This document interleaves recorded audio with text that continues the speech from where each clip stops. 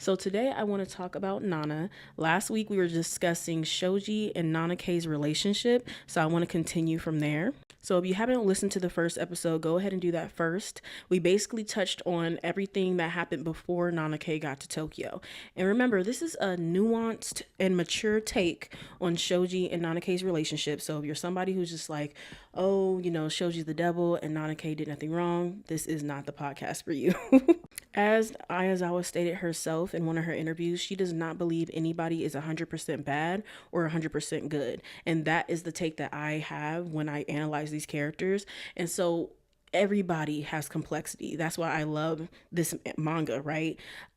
So what I said last week was, we're going to debunk some of the things and honestly misinformation that's being spread in the fandom, even just about Shoji, right? It's okay to not like a character and just let it be that, like, hey, he cheated. I don't like him because of that.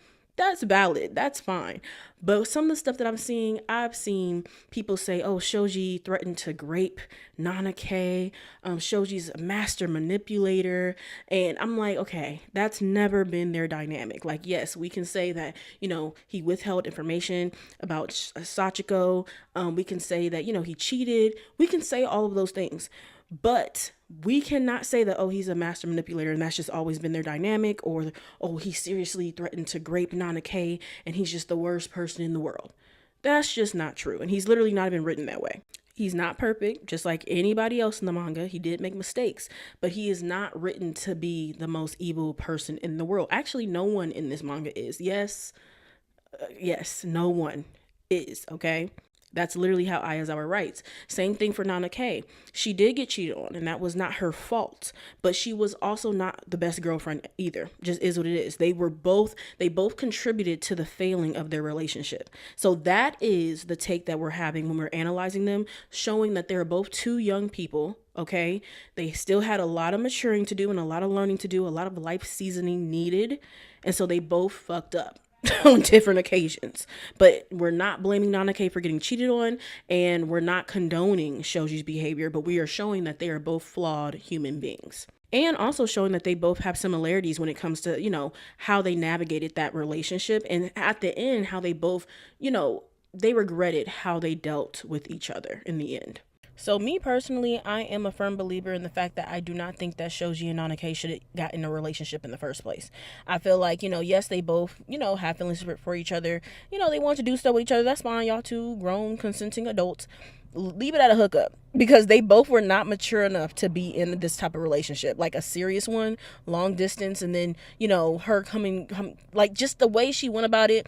And I say Nana K, how she went about it when it came to going to Tokyo, just was not smart at all. It could have went better if she actually did the things that she said she was going to do. Because when they were in that hotel room and he was like, here's the thing, Nana, I do want you to go to Tokyo.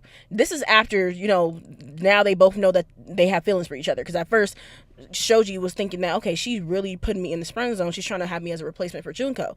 But then after it finally came out that, oh no, she has feelings for you, she has a crush on you, and then Nana K found out that he had a crush on her. So now it's like, okay, well, I do want you to go out there, but it's not going to be easy with me. He was literally saying, like, I don't got no money. I'm not going to be able to provide for you the way that, you may want. It's going to be hard dealing with me. It just is what it is. So just be aware and be in the know that this is all I got. Take me as I am. And she, she was okay with that. She accepted that. Then she was like, okay, cool. Well, how about I just work out here in my local area, and then I save up money to go out there. Like, if you get into the university, I'll come to Tokyo too. And she says, I will be fine on my own when I come to Tokyo as well. I can find a job and work hard too. Okay, so at that point, Shoji's like, okay, cool. Because that sounds like a win-win. Like, okay, cool. Like, I get into the university, you get your own place out here, you get a job. Now we're all just living out there and we Gucci. That was the plan. Okay. Now a year goes by, and then this is where at the beginning of the anime we see that he texts her, tells her that, oh, guess who passed their test? And we see she literally quits her job on the spot, and then just hops on the next train out. Mind you, he tells her in the text, yours truly has successfully been accepted into an art university. Yay. Call me when you finish work. That's what he said. And what happens? The first call he gets is her telling him, oh, I'm packing up. He's like, what? I'm packing up. Oh, I'm coming to you. Mind you, no communication about like, hey, actually, let's wait until you save up enough to where you got a place to stay. Like no plan. It's just, again, this is why I say this was her excuse to get her ass out there to Tokyo, because she was so deathly afraid of being alone. Like, that's one of Nana K's biggest fears. She even says it in the manga, that she is afraid of being alone. And that's why she be acting like the way that she be acting. And this is not a crime to be afraid of being alone, but it can come at other people's expense, even hers, which we do see. Like, we see her put up with certain things or endure certain things, or be put herself in certain situations, okay, that now, like, just so that she doesn't have to be alone, so she can know that for sure she's always going to be with somebody, even if she's having certain things inflicted onto her. And now it comes at other people's expense too, because it could be at the people around her expense, because she doesn't want to be alone. Also, I want to point out, like, these little, like, areas in the panels where there's a lot of little chatter. These are important because this is Aizawa showing us, more depth into these characters. So when his phone rings, okay, because him, Junko, and Kyosuke are all out celebrating the fact that he got into the university. When his phone rings, he immediately just says, "Hello, Nana," because, he's happy. He's only expecting her to call. And Kyosuke was like, what if, what would you do if you got the wrong person on the line? And Junko was like, there's no way, this fella could be unfaithful, right? And so understand, like, this is, really, this isn't really saying like, oh, well, you just never know with Shoji, even though it is, you just never know with anybody, right? Male or female, you really don't know what somebody could do if the circumstances change, right? But really, this is what Aizawa was trying to do, to show the characters, because some people just be like, oh, Shoji's just a terrible person, when it's just like, no, Aizawa was trying to show us that the people around him know that he is not a cheater. Like, that's not who he is. That's not who he's written to be. Like, when we meet Shoji, he's not a cheater. That's why Junko has so much faith in him, right? But again, you don't know what a person can do, depending on the circumstances. And also, people change, right? And also, you're not this person. You can only know this person. You knew them in middle school and you know them now. You don't know them when their relationship is falling apart. Now that's a different version of them now. Just like with Nana K. Like, certain people in the manga only know Nana K when she has her facade up. And that's why they can't believe that she does some of the things that she does. Or, for example, Nobu can't believe that she's dealing with somebody like Takumi willingly, because just like, Nana K wouldn't do that though. Like, the Nana K that I see and that she shows me, she wouldn't do that. Like, it has to be somebody else's fault. And that's why Sheen's like, no, she's a woman. They have needs and wants too. Like, you don't think women have sexual desires and, can't get caught up in the moment and, she can't be a fangirl? You don't think that can happen with her? She's a human too. So it's like, you might only know somebody a certain side of them, or when they're in a certain season of their lives. You don't always know when shit hit the fan how this person can be, or what they'll resort to. We just don't know. So I'm glad Aizawa was putting these little nuggets in there that, Junko really did believe that he was faithful, because he was faithful, because he was a good guy. That's just what it was. It wasn't like he was this master manipulator that was always going to cheat. And that's another reason why, Junko had to try to nip that in the bud, when you don't gotta like the timing or not, but Nana K had to say, when she was, checking Nana K on the fact that she was like, he was always cheating on me since the beginning, he never loved me, and Junko was like, no, that's not the truth though. That just isn't the truth. And because y'all are both literally on the same level of friendship to me, I have to let you know that that's just not the truth. Yes, he cheated and he was dead wrong for that shit. But I'm not going to let you spiral right now on this lie that this guy just never loved you and that he always was cheating on you. Because then that does take away everything that actually happened and the way that it happened. And also, it could take away any opportunities to hold any type of accountability on Nana K's end of, like, not saying that, again, she was to blame for the cheating, no, but any accountability of the fact that she could have did things better too. Because if he was always cheating from the beginning, then it wouldn't have mattered, right? But no, he wasn't. That wasn't what it was. The relationship started to fail, and Nana K played a part in that as well. So So yeah, I just want to point that out so that we can truly understand these characters. Like, again, Ayazawa didn't write all this for nothing, right? So let's look into every little nook and cranny, every little detail, so we can get the depth of these characters, so that we can truly appreciate the work. Because think about it, this is somebody who everybody understood, was a faithful guy, a good guy. Yes, he wasn't as mature as, probably even Kyosuke, right? And even Kyosuke, he's not the most mature person in the world. Even Junko, she's not the mature person in the world. I will say, her and Kyosuke, we see, are like more mature out of their group compared to like Nana K and Nobu, not Nana K and Nobu, Nana K and Shoji, right? They are the more mature couple. Are they a perfect couple? Absolutely not, because they're not perfect people. Actually, nobody is, right? But we're seeing that Ayazawa is writing him to be a good guy. This is not like Nana K meeting Takumi, who's already sleeping with multiple women, and he lets her know that, and she accepts that. That's not what it is, where this person's written to be like, a player and, sleeping around this and third. No, we're seeing Shoji, he's all in on Nana K, and Nana K at this point in time is all in on Shoji. This is who Nana K is centering at the time, right? And we see the difference, okay? Because that's another thing. So we're going to see the difference when she starts centering Nana O, because it's a difference when you're in a relationship with somebody and you're loyal, and it's just you and that person, you're faithful to that person, and then it's and you're still doing you. Okay, that's what we're seeing everybody else doing. They're in, even Junko and Kyosuke, they're in a relationship and they're still having their dreams and goals, and they're still chasing those things. Same thing with Shoji. He's in a relationship with Nana K. He still has his goals and he's doing him. Nana K is the one where she's even her having that job where as soon as she got that call, she's like, cool, I could quit this and I could leave, right? It wasn't necessarily for her. It was literally just so that she can say, okay, I'll get the job, I'll work. While you're out there, meanwhile, I'm just waiting on standby until you give me that call, and I'm dropping this shit immediately, expeditiously. Okay, and that's exactly what she did, and again, without a plan, right? And so, not following the damn plan. That's the thing. You kind of had an outline of a plan a year ago in the hotel when you told them, but you're not following the damn thing. And honestly, if we're gonna be so for real, especially if you listen to last week's episode when we were showing how Shoji was getting on her about, like, you're not listening. You're everything that you're trying to do to get out here to Tokyo, or get out there to Tokyo, is just not a good idea. It's not a good plan. You do not have a solid plan. You're going to put yourself in a bad situation just so that you won't be alone, just so that you're going to be out there with everybody else. And so when they're in that hotel room and she's like, okay, well, what if I do this? What if I get a job? What if I'm fine on my own if I go out there and I work hard and I get a job?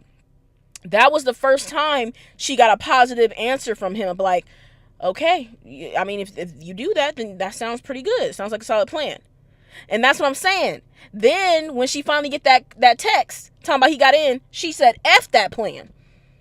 So we really got to pay attention to these details, okay? Because the foundation already wasn't solid. Foundation already wasn't solid. And I think this is very important, because I personally don't like when people be like, oh, Shoji, he wasn't even happy to see her. Oh, he wanted her to get a job so quick. He couldn't wait to get her out his apartment. I think we need to look at this part and look at Nana K did not follow the plan. Okay? And man and woman alike. And this is the thing. When women do stuff, and this is a woman-ran fandom, so therefore, there's going to be a lot of women justifying women's wrongs. Point blank period. Point blank period, it is what it is. Just like when it's a male-driven fandom or male-ran fandom, like Berserk or something, there's going to be a lot of men justifying men's wrongs. It just is what it is. We see it all the time. Sometimes you need to replace the character with a man and be like, okay, now if a man did that, would I get pissed? If a man did that, would it make me feel different? Because then at that point, you're not looking at who's doing it. You're looking at what's being done, and you're looking at the principle. That's what a lot of people in this fandom need to do. They need to replace, okay? They need to replace Nana K with a guy. And if the guy did and said exactly what Nana K did and said, now can you see how that could be problematic? Now can you see how she needed to communicate better? Okay, now can you see why Shoji was a little upset? Right? If you're just pulling up, no warning, no plan, you're not following the plan that you said you was going to do, and you got your ass up out here. You found your way to get up out here. And you did, and again, she kind of, and multiple times she throws it back in his face of like, well, I came out here for your sake. And he's just like, no, you didn't. You came out here for you, actually. But again, she throws it back in his face like, I came out here for you. Like, I came for your sake. And it's just like, actually, you didn't. But anyway, right? So we seeing that Aizawa's, making it known that Shoji is a good guy, making it known that he has no girls on the side right now, making it known that, he could never. Like, that's just not his character, right? So anyway, it comes to everybody's surprise that Nana K is already packing up, because that was not part of the plan, and he literally got accepted today. Like, literally. You were supposed to call me after you got off of work. You weren't supposed to quit your job and be packing your shit up already. But I guess, again, if your girlfriend or boyfriend, if the plan was that they would be fine on their own out in Tokyo, which means that they get their own place, that they have enough money saved up to get their own place.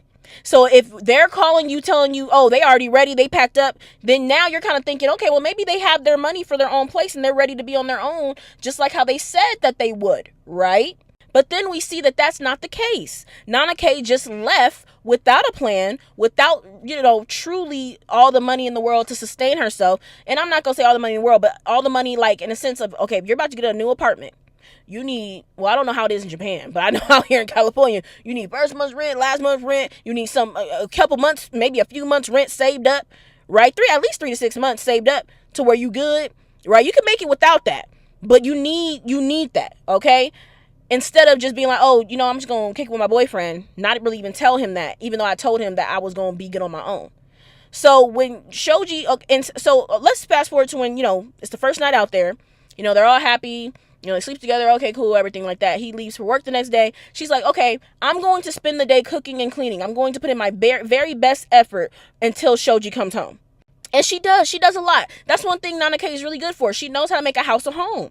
She's a great homemaker. She is. And she puts her all into it. Like, that's why she does make a really good housewife. She does. And that's what she wants to do. Like, she's literally like, somehow doing all this makes me feel like newlyweds, right? Like, being able to live by his side every day, like, it's just such a great feeling. She gets a lot of joy by doing this for the person that she's centering at the time. And that's great. But that wasn't what you said you were going to do.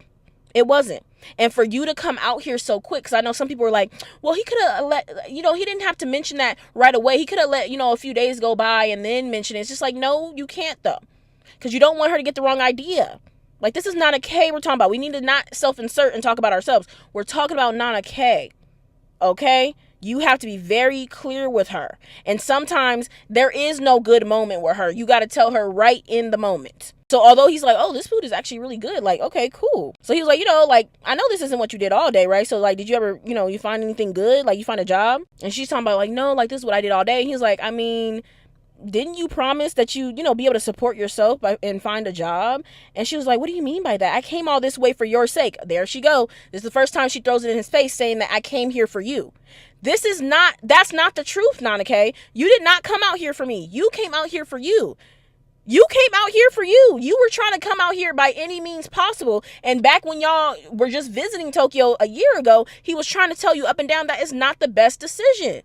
That's not the best decision because you don't have the money, you don't have the funds, you don't have the support.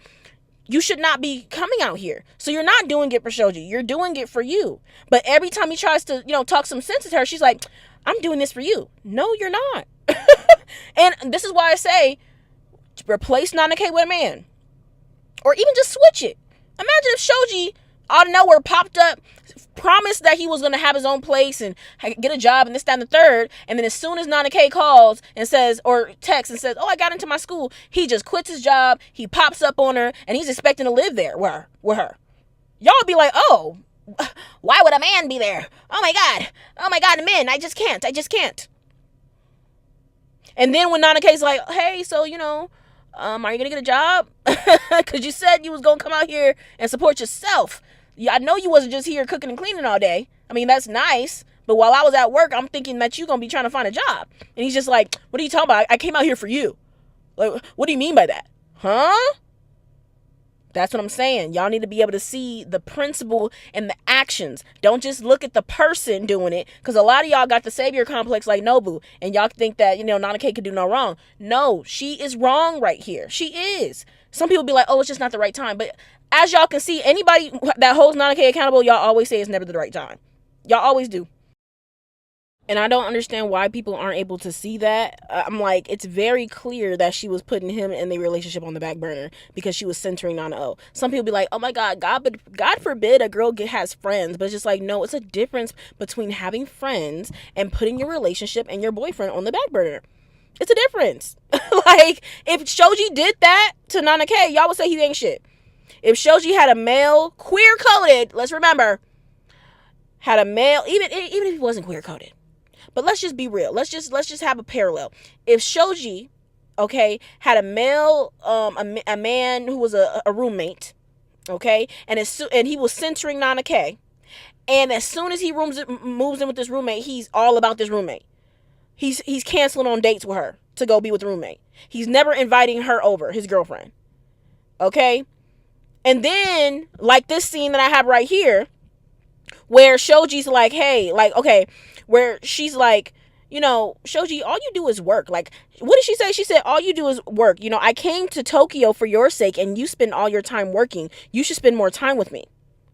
Imagine if Shoji was like, you know, all you do is work. Like, you need to spend more time with me. Like, I came out here for your sake. Knowing damn well he didn't. Knowing damn well Nana K didn't come out there for his sake. She came out there for her.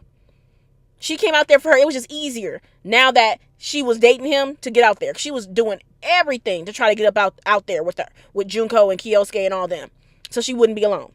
But then, just imagine if Shoji threw it in Nana K's face, saying like, "You need to, you know, start spending more time with me. All you do is work." Mind you, she's a struggling college student, paying her way through college. Imagine y'all would say he wasn't shit. That's what y'all would say. Or not everybody, not all y'all. A lot of if you're on this podcast, you most likely can see nuance and complexity and things like that. So a lot of people in the fandom would say he ain't shit, right? And would call a spade a spade. And then imagine if that roommate kissed Shoji, and Shoji didn't tell Nana K, because that's exactly what happened. Nana K never told Shoji that Nana O kissed her. That's another thing. Because I don't know about y'all. This is my little self-assertion. Me personally, I don't care who it's coming from. I need to know whose lips been on your motherfucking lips if you in a motherfucking relationship with me. The fuck? Especially if it's your roommate. I need to know if y'all getting down like that. I need to know. Y'all in the bed having pillow fights and shit. I need to know. Okay? Anywho. Now just imagine that. And then right here, he's like, so, you know, he said, look, I'm trying my best. Like, last time we saw each other, you were the one who rushed back home. Right? Because remember, she was like, oh, I got to get back to Nana O. Right? So he was like, so who is the one that should be putting in more effort? And why should it always be me arranging everything?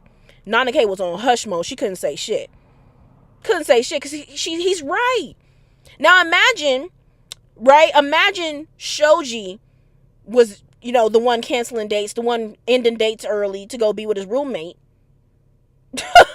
He wouldn't even, y'all wouldn't even give him a chance to come up with an excuse. Y'all be like, oh, go be with that boy. You like boys. Go be with that boy. That's exactly what y'all say. But when it's a girl, people can't see it. Huh? Please be so for real. And so then when Shoji says this, because this is completely valid, like, yeah, it sounds like you need to be putting in more effort. And there she go again, throwing that back in his face, like, oh, I came out here for your sake. No, you did not. You did not, actually. Right? Stop lying. Stop lying. And she knows she's wrong. And she knows she's not putting in a lot of effort. And she knows she's putting him on the back burner. Why? Not because she's become more independent. Why? Because she is centering somebody else. And if you, whether you're a man or a woman, if your partner starts centering somebody else instead of actually becoming more independent, you're going to feel it. Why? Because at one point, Nana K was centering him. Nana K never centers herself. That's the problem. She needs to center herself. Let's see how that looks if she centers herself and is able to have a healthy balance with work and her friends and her relationship. But her center is herself. We never see that. So no, we never get to see Nana K be independent. We get to see her be dependent on different people. And that dynamic shifts. And it changes her relationship with others. Just like how she's centering Nana O right now instead of Shoji while she's in a relationship with Shoji. That starts affecting her relationship with Shoji. Then she started centering Takumi. And that affected her relationship with Nana O. Hello? Are we piecing it together? Are we seeing how when she centers other people, she's never being independent. She's just being more dependent on somebody else, and she's centering other people, and how that affects her other relationships, right? So she dead wrong. She is. It just is what it is. And if Shoji did the same thing, y'all be mad about that too. Let's be for real. Okay? So we're in that scene where he's like, hey, it sounds like you need to be putting more effort in too. Like, this is a two-way street. And whether you like it or not, this is what Junko was trying to tell her. Whether you like the timing or not, it was true.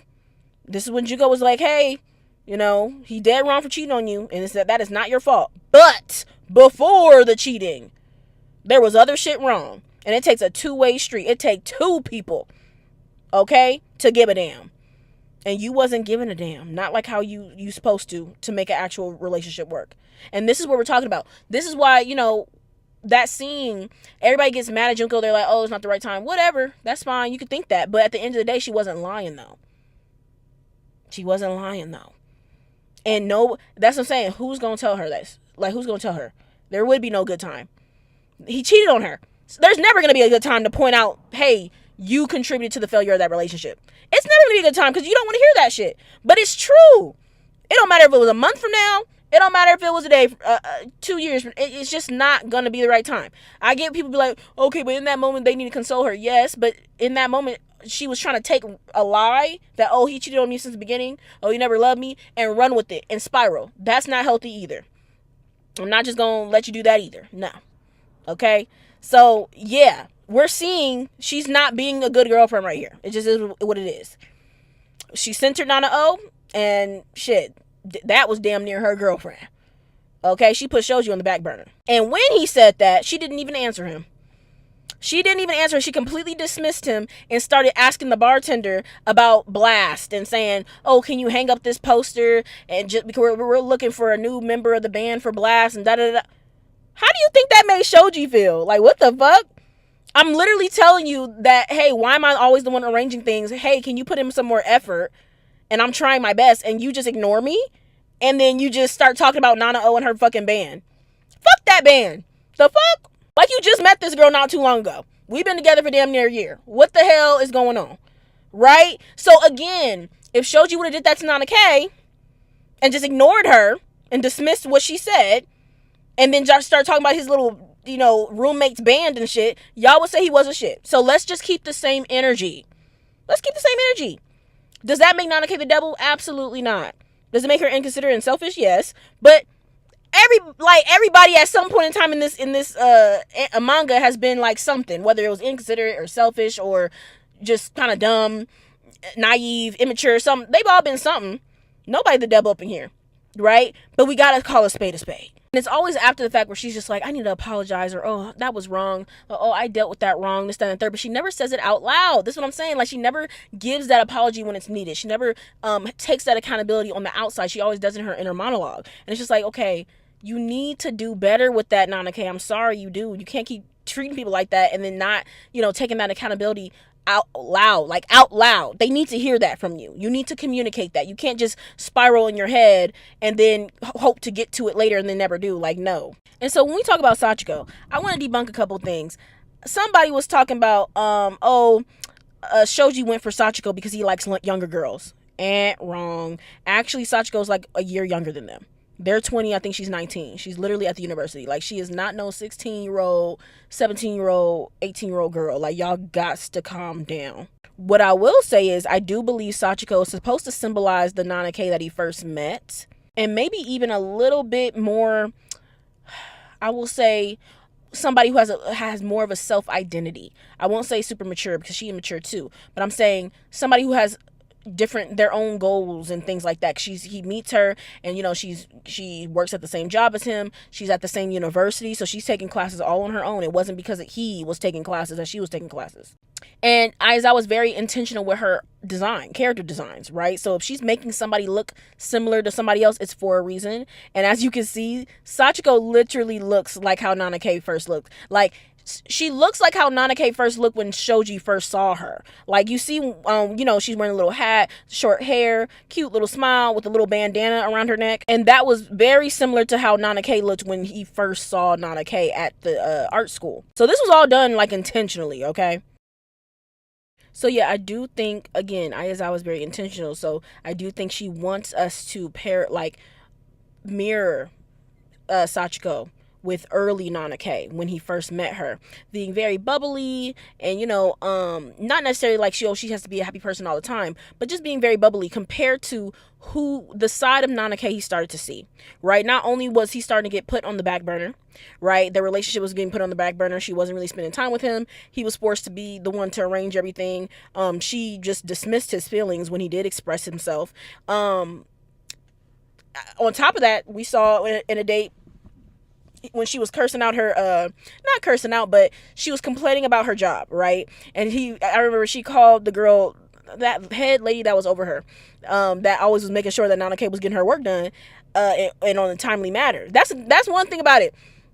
When you are at like a 9 to 5 job, or you're at an 8 hour job, a full-time job, whatever the case is, or especially working in the office, you can't lollygag around. It's not just about looking cute. You do gotta work. And that's something that Nana K was not for. Like, she was just like, this some bullshit. I am not trying to do this. I'm trying to be a housewife. I'm trying to be a homemaker. The fuck am I doing up in here for? I gotta actually work to make money. This is some bullshit.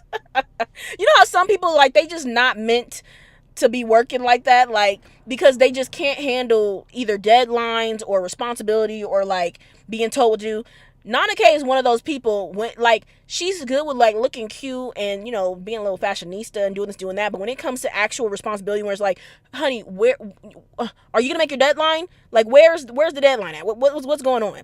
That's too much pressure for her. Like, she's very much in that feminine energy of like, oh, I'm just gonna go with the flow.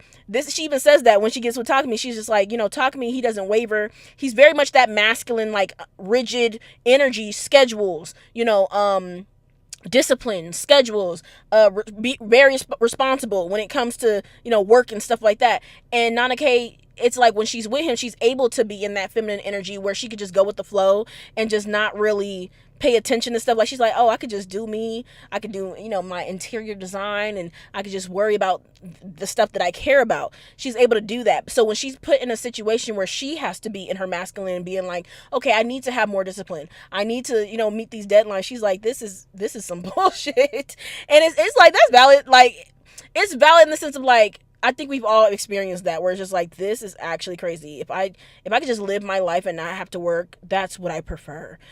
Some people are like, no, I'm actually good at this. Like, I'm good with this, but Nana K is just not one of those people. Like, not with that job, right? I could see Nana K doing really good if it was like a cooking job, like if she had to cook, and not even on no sexist shit, like, oh yeah, she's a woman, she has to cook. No, but like saying like, Nana K enjoys cooking. Like, she really does enjoy cooking, and she does a good job at it. Like, and even cleaning. Like, I could see, but then again, I was gonna say I could see her being like a house cleaner, but at the same time, I don't know. I feel like if Nana K she had to clean up a mess that wasn't necessarily hers, and it wasn't for the person that she was centering at the time, or she's with, dating, I feel like then it would feel like a job, and then, she has to meet a deadline, and she probably wouldn't enjoy it. Anyway, that was a side note. Back to what I was saying. I do feel like Sachiko and Nana K are supposed to mirror each other in the sense of like, this Sachiko was kind of like, and I don't look, my little hot take is that Sachiko and Shoji had a better love story than, Nana K and Shoji did. It just is what it is. It would have been actually cute if Nana K, if he didn't already have a damn girlfriend. Let's just say that. But really look at their love story. Look how they've actually fell in love together. This is a guy that she met. To her recollection, she didn't know that he had a girlfriend at first, because he didn't say that. He did wrong for that. But she meets this guy, you start a new job, and you guys know how it go. You start a new job, you start school, you're looking for, if you're single, you're looking for the cute people. It just is what it is. You're looking for the eye candy, right? You're like, oh, I hope somebody's cute at this job. Like, usually. And she finds somebody who's cute. She's like, okay, cool. And he gonna be the one training me. Okay, cool. This is nice. And we take the same train. And he in my class. Like, what is going on? It does seem like I'm supposed to know this person. Like, okay, I'm gonna get to know him. They're vibing. They have good chemistry. It is a better love story. I'm sorry, it is. It is. It just sucks because he had a damn girlfriend, didn't tell her. And then by the time she find out, she already got feelings. But like I said, my piece about Sachiko is that she still need her little ass beat too. And this is what I'm talking about. When I say ass beat, it depends on what you do. Okay? It depends on what you do. Like, for example, if y'all ever saw the Apothecary Diaries, y'all know how Mao Mao be getting people together real quick. How Mao Mao And look it up. If you haven't seen it, just look it up so you know what I'm talking about. How Mao got that lady in waiting together real quick and had to slap her up real quick. Okay? Yeah, that's what I'm talking about beat her ass a little bit. It don't mean stumping her out. Unless she need that shit. Like, somebody who need that shit is Akito. Akito from Fruits Basket, she do need that. She do need that. Now, was she a victim too? Absolutely, but she do need that. I'm not gonna lie. And the fact that she got off without nothing is crazy to me. But anyway, so yeah, Sachiko need her ass beat a little bit. Shit, don't let me get started on everybody in anime who need their ass beat a little bit, because the first person I thought it was Sai from Peach Girl. But let me digress, because she can piss me off. But yeah, you know, Shoji and Sachiko need their ass beat a little bit, because it's like, yeah, you knew damn well you had a girlfriend. You knew to withhold that information, because you knew, like, you didn't want to tell this new girl that you had a girlfriend, especially when things already weren't going well for y'all. It's like, at that point, you do need to just break up. At that point, you do. Okay? But you didn't, so you just kept letting things progress, knowing that you feeling her, she feeling you. And Sachiko, you need your ass beat a little bit, because, okay, once you did find out he had a girlfriend, even if you had your feelings already involved, you need to stop, dropping, roll, ho. What the fuck? Like, ho, what the hell? You didn't give him no ultimatum or nothing. You didn't really, like, she claimed she tried to stop. Okay, she claimed she tried to distance herself, but then you did that shit with the train. What she ended up doing? She did something where, what she do with her heel or her shoe or some shit, and then later on talking about she did the shit on purpose. That's what I'm talking about. That's why you need your ass beat a little bit, just a little bit. And it's like, I get it, you got feelings, and he didn't tell you, you know, from the get go. But now that you know, now I'm looking at you. Now I'm looking at you, because now you know, and you still sleep with him and stuff like that. Like, that's foul as fuck. But anyway, this video ain't even about all that. This video is strictly supposed to be about, like, Shoji and Nana K and debunking some stuff. We gonna have a whole nother video on that situation. But I really did want to point out that, like, again, their relationship, it was flawed from the start. It wasn't, I mean, hopefully even just this video can break down, like, you know what, yeah, they did have some issues. It wasn't, you know, it wasn't good. It wasn't. And a big part of that was Nana K censoring Nana O, okay? And then from there, and let's be, if we're being so for real, you know, not hearing Shoji out when he was expressing his feelings. And then Shoji not expressing, you know, his grievances when it came down to, okay, you know what, I'm not happy. I'm not happy. And instead trying to justify the fact that there's another girl now in the picture. But mind you, he should have expressed his grievances. I won't say express his grievances, because he did express his grievances and she dismissed him. I will say him just being like, look, I'm not happy. I don't feel appreciated. I don't feel like you are putting enough effort in this relationship, and so therefore I want to end it. That's really what he should have did, but that's a very mature thing to do, right? To do that before making any connections with anybody else. These are not fully mature people. These are people who are 20 years old, child. Frontal lobe's not developed. They have no life experience. This is their life experience. So like I said before in the last episode, some lessons you do have to live and learn them. You do. And it sucks. It really does. But I can't expect these two flawed beings, young people, to get it right on the first time. I can't expect Nana K to get it right on the first time. I can't expect Shoji to get it right on the first time. This is why coming of age stories are so annoying and frustrating, because it pisses you off, especially being an older person, like being like 20. I'm about to be 27 this year. Grown woman type shit, okay? But especially being like, you know, 26 and reading this, it's like, damn. You know, like you don't know you shouldn't have done that for real, because you're still learning. But that's the shit that you don't do. Like, y'all should have moved differently. Both of y'all should have moved differently, bro. So it's frustrating, but it's just kind of like, you got to give them grace, because it's like, damn, y'all got to learn. Now y'all know, right? Now y'all know. And y'all, when y'all in y'all mid to late 20s, y'all gonna know better. Some people ain't never learn, though. That's the problem. Some people never learn, but I have to give them grace because they're young, and these are their first relationships type shit. Like, you know, so it's just like, damn. But so it's hard to read. It is. But it's just like, they're not evil people. They're not the scum of the earth because they made these mistakes. And we see at the end when they see each other, before Nana K is about to go to the fireworks and she runs into Shoji, they're both apologetic and they both regret how they handled each other. They do. Like, you know, we see here, like, you know, Shoji's like, you know, I'm really sorry. You know, Nana K's like, you know, it's fine. I did a lot of bad things too. And I think it's important to see the fact of like Nana K saying, it's fine, I did a lot of bad things too.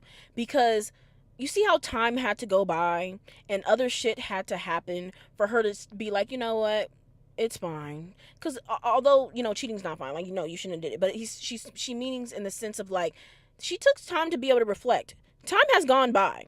And she's been able to reflect in the sense of like, and I do think even Junko, that day, where yes, she was crying and she was spiraling, she thinking that he was always cheating on her since the beginning, yada yada yada. But even Junko speaking that, and holding her accountable in that way of like, hey, before the cheating though, you were not being that good of a girlfriend either. Now she didn't say those words, but this is me saying, but before the cheating, Nana K, you were not being a good girlfriend. Just is what it is. You sent her somebody else and you put him on the back burner. It is what it is. You dismiss his feelings, and again, you centered Nana O and her band. It just is what it is. That wasn't necessarily just, oh, God forbid a girl has friends. No, it's a difference because Nana K was also friends with Junko. And her being friends with Junko never forced her relationship to be on the back burner. Right? But it was when she got with Nana O, that's when, okay, her centering Nana O, then she decentered Shoji and then went ahead and put him on the back burner. Like I said, what she should have did was center herself and then found a balance between, centering herself, doing what's good for her, finding her dreams, aspirations, or whatever her goals in life, whatever, doing things that actually is going to better her life for her, and then having friends and then having a relationship. That's what she should have did. But again, that's a very mature thing to do. These are not mature people. This is a coming of age story. I'm not expecting it. So with that being said, right, she took some time to reflect and she can see that, hey, I did bad things too. It wasn't cheating. Well, it wasn't physically having sex with somebody else, and kissing on some other people. It wasn't that. I was, again, people can see that Nana K was emotionally cheating. And some people just call that cheating, right? But like and that's the thing, social construct, right? Everybody has a different definition of what cheating is. But point of the matter is, that's why I just sum it up and say Nana K decentered Shoji and she centered Nana O. She was not being more independent. So she was in the wrong. She was. Because again, she wasn't appreciating the person that she had. She put him on the back burner. She was throwing it in her face the fact that she was out there. It wasn't really actually for him, but she would say that it was. He told you his feelings. You dismissed him. Like, that's not cool. And if he would have did that shit to you, you wouldn't have liked it. So, I like the fact that she was able, at least in this moment, even though it's all said and done, at least in this moment, she was able to say, like, I did bad things too. Again, this is not saying that cheating was on the same exact level of what she did. No, but it still takes two to tango, and it takes two to care enough in the relationship. And we were seeing that, she wasn't caring enough about her relationship with Shoji because she had already centered Nana O. And that was her new goal. That was her new obsession, her new, her new center. And so something that Shoji says, he's like, when I think about it now, like your selfishness, it wasn't a big deal. None of it really mattered. He's like, hearing this might make you unhappy, but somehow talking with you, Nana, always makes me feel really happy. And I think this is important, right? Because I'm glad he did still say your selfishness, because she was very selfish. But the point of the matter is that this is an ending, ending of a friendship. They lost each other as friends because that was something that Nana K thought she was able to still have. And that's something that she, talks about after she, leaves the meeting with each other. And this is before she's going to go to the fireworks with Nana O and them. She's just like, I thought hearing it out loud would make me feel better. I thought it was going to make me feel different. But she was remembering, like, by being by Shoji's side, it gave her such a comforting feeling, right? Like, they were actually friends first. And that's what Junko was saying, like, early on in the manga, like, try being friends with some of these guys first and just, treating them like human beings. You'd be surprised. So she was like, we were friends before we were lovers. And I thought that, if we got rid of the awkwardness between us, we can kind of go back to that, right? Again, unrealistic because it's like, no, nah, right? Like, and we see this thinking that she still has this thinking even with Nobu after everything that's going on. She thinks that, she could just act like, everything's okay. And he's just like, no, it's not okay. Actually, my heart's still fucking broken. And of course I still like you. So you come around like, yeah, that's going to cause issues, especially when people got girlfriends and stuff involved. And that's why I like the fact that Shoji was like, that's why I can't meet you again, because people with past offenses, they must learn to follow, the rules and control themselves. So it's as if he had to say that because it was like he understood that Nana, again, just like how she just said, she was like, I thought if we got rid of that awkwardness between us, we can kind of go back to just being friends. And he's just like, no, I fucked up. I need to learn how to control myself, and I can't meet you again. I don't even deserve to be, around you and act like everything's okay. So this is goodbye. And of course that hurt. And they both run away. Like, I'm just like, damn. Ayazawa just did a good job at like really in capturing all the feelings, because it's easy for people reading this and on the outside of in the fandom being like, oh no, F him, and we're just gonna write him off as a character, and the cheating, this, that, and the third. But if you look at it from the character's point of view, you can get hurt but then still have love for that person. You can get hurt and still have those feelings. You can get hurt and still grieve the friendship, the relationship itself, even if that person did you wrong. I mean, we see that all throughout the manga. And so I just feel like this scene, because some people might look at this scene and be like, girl, he cheated on you, why are you crying, right? Or boy, you cheated on her, like, you got what you wanted, right? But it wasn't that simple. It wasn't like he just didn't give a damn about Nana K at all. Like, he did. But again, it was like, he was trying with this relationship, but then his girl wasn't trying. And again, he was trying to justify and be like, okay, this has to have happened to you before. Like, this is his first time dealing with something like this. He was really, again, it goes with being young and being dumb and immature, this, and the third. And not everybody would have dealt with the situation like how Shoji did.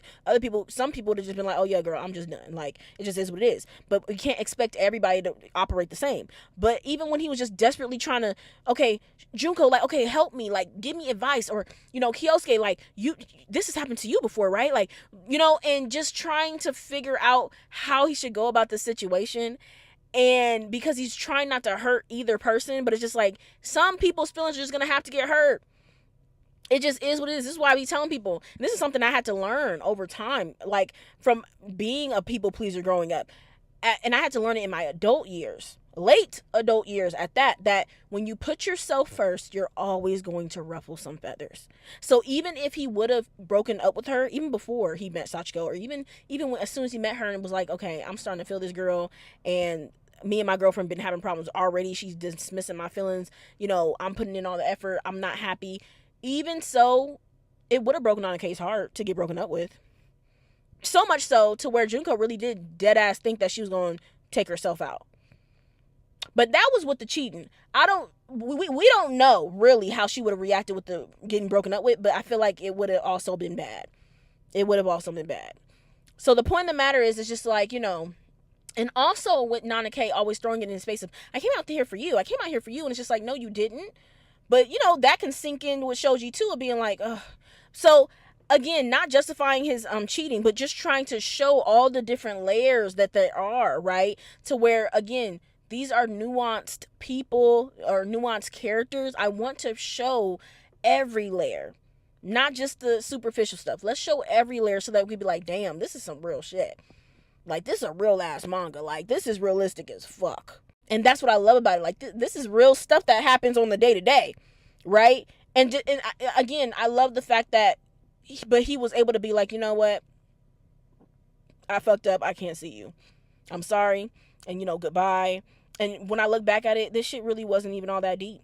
Like, it really wasn't end of the world. And that's the thing, though. Like, I don't know if y'all ever experienced that. I experienced that myself of, like, when you're dealing with somebody, especially if it's your first love, or your first actual relationship, whatever the fuck. And you really, especially if there's ever been somebody else that you liked, or whatever the case is, a love triangle in any type of way, shape, or form, you really thinking it has to be either this person or that person. Like, you really forget that there's plenty of other fish in the sea. Or you really just think that it has to go this way. Like, everything has to be this way, or it's the end of the world. And it's just like, when you look back at it, you be like, damn. Like, not that much time has passed, but just being like, damn, this shit really wasn't even that deep. Like, it was that deep when we were in it, but it really wasn't that deep. That's crazy. Damn. Like, I kind of wish I didn't cheat on you. Like, I know that's what he's feeling. Like, I kind of wish I didn't cheat on you. I kind of just wish I ended it. Like, damn. But even so, it would have been sad, because regardless, even if he would have ended it before he cheated, like, he would have still lost her as a friend. That's the thing. Like, ain't no way you could still be, it was still gonna be awkward. The friend group, it was just gonna be awkward as fuck. So it's like, damn. So then, after that, he meets up with Sachiko. At this point, we know that they're dating, whatever the case is. And, he says, I can, because she's like, what's wrong with your eyes? Like, they look red. Because, he was crying. And he doesn't tell her that, he just ran into Nana K. Because, again, that wasn't intentional. They just happened to run into the same bar or that same burger spot that they used to go to. And he says, I can clearly see the stars that are in the far distance. And I lose sight of the stars that have become so close to me. And, she says, maybe everyone's like that. And then it goes into, Nana O's, letter to Nana K. And she says, people always say that you only discover how precious something is after you lose it. And she says, but I think you really only recognize it when you see it a second time, again, face to face. Which, again, points out to, like, again, what they just did. They just encountered each other for the second time after everything's all said and done. And they both feel that regret of, like, fuck, damn. And they're remembering the good times. They're remembering, like, damn, like, it didn't even have to go down like that. That's the crazy part. Like, again, if you go back to the relationship, though, like, it wasn't going to work. But it didn't have to go down like that. You see what I'm trying to say? But, again, sometimes that just comes with that life seasoning, child. Because after stuff goes down a certain way, you know how to move. Like, you know how it feels, for one. That shit fucking sucks. But then, on both sides. Because this, again, Shoji wasn't written to just be a player. Oh, I don't give a fuck about Nana K. I never gave a fuck about her. I was just going to always cheat on her. No, that just wasn't how he was written. He was really stressed the hell out. He was stressed the hell out. Doesn't matter to a certain extent because he still cheated. But I'm just saying, stressed out in the sense of this was somebody that he did care about. Like, he actually did care about. So we have to pay attention to those things because you don't want to just... there's nuance there. It's not like, oh no, he's just a cheater, he don't give a fuck about her. Like, he never gave a fuck about her. Some people be like, oh well, he if he really gave a fuck about her, he wouldn't have cheated. That's not necessarily true. People can give a fuck about you and still cheat on you. It's, again, because everybody be loving differently. Everybody be moving differently. Everybody be loving differently, right? But what I will say, that healthy love, the healthy love, which we know, nobody up in here really knows. The healthiest love we get to see is Junko and Kyosuke. And they're not perfect, but that's what Ayazawa has written to show, oh yeah, this is a relationship that's more healthy than these other relationships. And also, I like Miyu and Yasu. That's what we get to see too. And they made it to post time skip too, honey. So, like, Ayazawa writes people in certain couples certain way to show this is a healthier version compared to this other bullshit out here, right? But I will say, a healthy love, you shouldn't be getting cheated on. A healthy love, though. So we know none of these relationships, I mean, is healthy, except for, with the exception of, like, Miyu and Yasu, Junko, Kyosuke. And even then, that's not saying their love is perfect. And that people not gonna make mistakes. But healthy love, you shouldn't have to worry about that. Okay? But, yeah, so it's like, they're able to see, like, damn, how precious something was. Even their friendship, how precious that friendship was. But now it's gone. And it's forever fucked up. So I think Ayazawa really did embody that really well, and showing all the different emotions and showing that even the grieving of the friendship and the grieving of the relationship and just that connection in general. I think that was good because it's like, yeah, it's not just black and white. There's a lot of different emotions involved when something like this happens. And if anything, stuff like this can make you not only, have that life seasoning, but a part of that life seasoning can make you cherish what you have while you have it, before it's gone, because you've experienced something similar to this. To be like, you know what? Because on both sides, Shoji could feel like, I didn't really cherish what I had until it was gone. And Nana K probably feels like that too, of like, damn, I had him. And again, when I met Nana O, I kind of put him on the back burner. I didn't cherish what I had until it was gone. So like they both, that's why I say they're very similar. And I feel like Ayazawa was using them to kind of like mirror each other in a way of like how they navigated that first relationship and how they both were immature. They both played a role in the deterioration of the relationship and the failure of the relationship, and how they both regret how they handled each other. So that's what I'm saying. This is what I'm talking about when we have an adult conversation about Shoji and Nana K. This is what I'm saying about having these mature, nuanced conversations about Nana, because it's not just black and white. It's not just, oh, he's just a cheater and that's it. No, let's really get into the characters. Let's get into everything, because it's just like, damn. And just even, again, going back, I think in the beginning of this episode, I was talking about the little dialogue that we get to see when, like, for example, Junko's being like, oh, yeah, he's okay with answering the phone that rings and being like, oh, hey, Nana, because he already knows it's his girlfriend, because he's not really even talking to nobody like that. He got his 2 friends next to him. Who else is there? It's just his girlfriend. So he knows. Kyosuke was like, what if somebody else would have answered the phone? And Junko's just like, ain't no way this dude would ever cheat. Like, he's faithful. Like, he's not, he's not like that. So even showing stuff like that, again, showing his character as a good guy, he is the faithful type, right? To where at that point, right? At that time, right? To where this cheating scandal, like, it was a shock to everybody. Especially Junko, who really was just like, what the fuck? Like, what is going on?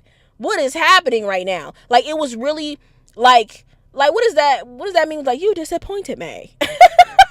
You disappointed me. Like, what the fuck is going on? But like I said, like, you only know certain people sometimes at certain parts in their lives. And, or even when you know how they move in their relationship, when their relationship is going a certain way. And then now when this person doesn't feel appreciated, or this, that, and the third, you might see them do something that you wasn't expecting them to do. You may be like, well, hold on, I thought I knew this person. Like, what the fuck? Like, what? Like, were they just always the cheaters?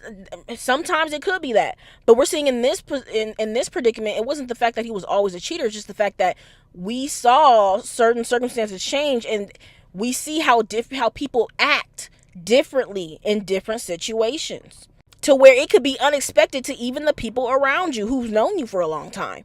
So even showing the shock and the dynamic of like the friend group changing because of this, because it was just like, what the hell? It wasn't like we knew he would do something like that. Like, no way. So yeah, I just love the writing. But yeah, I just wanted to take some time to debunk some stuff. Like I said, the whole thing about Shoji picking Sachiko because he likes younger women. I'm like, y'all gotta calm down. She's literally a year younger than them. No, I think it was more about him seeing a younger, not younger, but like that year before, the old Nana in Sachiko, but kind of not like new and improved, but like a Nana that he would have wanted to have. You get me? In the sense of like somebody who wasn't so dependent, to where it's like, yeah, okay, Sachiko, she likes him, but she got a job, she got her own place, she's going to college for herself. Like, that's what he wanted to see in Nana. So now, we're seeing that, and it's just kind of like, damn. I would say in another world, it would be nice if he would have just met Sachiko and never even met Nana, not gonna lie. Or maybe just never even got with Nana, to where he just waited, stayed single, and then got with Sachiko. I feel like that would have been great, to be honest. That would have been great. But, what I will say is, you just never know. Like, sometimes, even though it's fucking messy, bitch, because this is one thing, if we're gonna be so fucking for real, Sachiko, you should not feel safe all the way. Okay? You just shouldn't feel safe all the way, because if he's willing to do that and be messy like that, he might do that to you, girl. He might do it to you. Now, I've heard certain stuff where, it was messy in the beginning and then just was never messy again. I mean, I guess, how some people be like, oh, don't let your boyfriend keep you from your husband. Don't let your girlfriend keep you from your wife. And I'm just like, I mean, I guess you need to break up with them first at least. Sheesh. Okay? But for the most part, you might need to be a little worried, sister. I don't know. You might need to be a little worried because my thing is this. The thing with Sachiko, it's like the fact that you didn't put that shit in check first and you allowed that shit. Now you got the guy, but you gonna have to be worried. Now you gonna be looking at his motherfucking phone. Now you gonna be worried about his location. When he get home a little bit later than you gonna be like, what the fuck is going on? He probably met another girl, because you remember how y'all got together. So she gonna probably have to be worried. We don't see much of them after that, so we don't really know like that. But I mean, it seemed like they was going good, after the fact. But still, Sachiko, you better hope he don't do the same to you, girl. That's all I'm gonna say. And if he do, hey man, say man, I can't say that, I can't say I'm gonna feel bad. That's all. Y'all live y'all life, have fun now, but that's all I'm gonna say. Because you usually, you lose them how you get them. That's all I'm gonna say. But all in all, hopefully this episode helped, a lot of people get a little bit more clarity on even Shoji's character. You don't have to like him. Mind you, any time that I'm doing analysis of a character is never to get you to like that person. I don't care. Somebody could analyze something very well, like, and I could just be like, no, I get the character. I just still don't like them, and that's completely fine. But it's always to clarify or just to enrich the character for you, so you can get the full enchilada. You can have full enchilada and dessert, okay, seconds, thirds, and you still not gonna like the character. That is completely fine because everybody's gonna have their own opinion. But what I just don't like is when people have very simplistic takes because either they have misinformation or either they miscomprehended something or either lacked reading comprehension or critical thinking skills. I don't know. And then they run with that. And then they act like that's actually what happened. It's just like, oh, well, okay, no, that's not that character. That's not how they're written.